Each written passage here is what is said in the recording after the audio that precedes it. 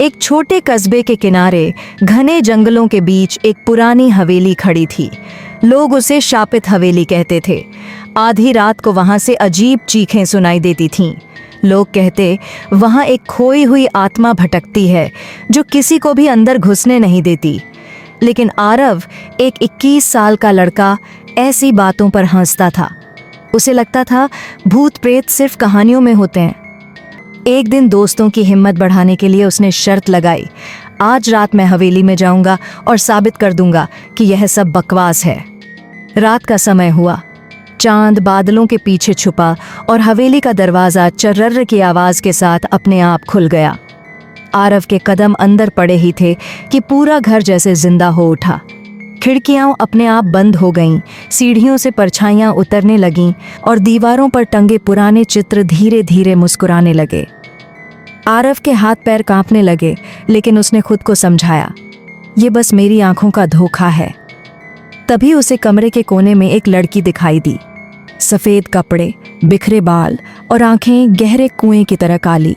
लड़की बोली, मुझे यहाँ से बाहर निकालो, मैं यहाँ फंसी हुई हूँ। आरव डरते डरते उसके पास गया। उसने सोचा शायद ये वही खोई आत्मा है जिसके किस्से पूरे कस्बे में मशहूर हैं। लड़की ने कहा, अगर तुम मेरी मदद करोगे तो तुम्हें कभी डर नहीं लगेगा, लेकिन अगर मुझे छोड़कर चले जाओगे तो तुम्हारी आत्मा भी यहाँ फंसी रहेगी। आरव ने हिम्मत करके लड़की का हाथ पकड़ा और तभी उसके सामने पूरा सच खुल गया। वह आत्मा कोई साधारण भूत नहीं थी, बल्कि हवेली के मालिक की बेटी अनन्या थी। सालों पहले लालच और संपत्ति के लिए उसके ही रिश्तेदारों ने उसे हवेली के तहखाने में जिंदा दफना दिया था। तभी से उसकी आत्मा वहीं कैद थी। अनन्या ने रोते हुए कहा, मनुष्य का सबसे बड़ा दुश्मन उसका लालच है।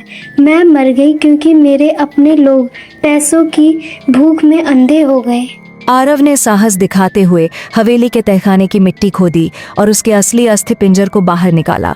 जैसे ही उसने अस्थियां पास रखे गंगा जल से धोईं, हवेली कांप उठी।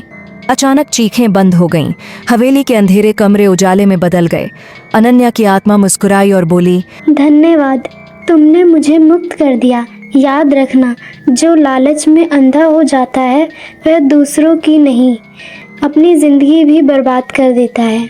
इतना कहकर वह धुएं में बदल गई और हवेली हमेशा के लिए शांत हो गई।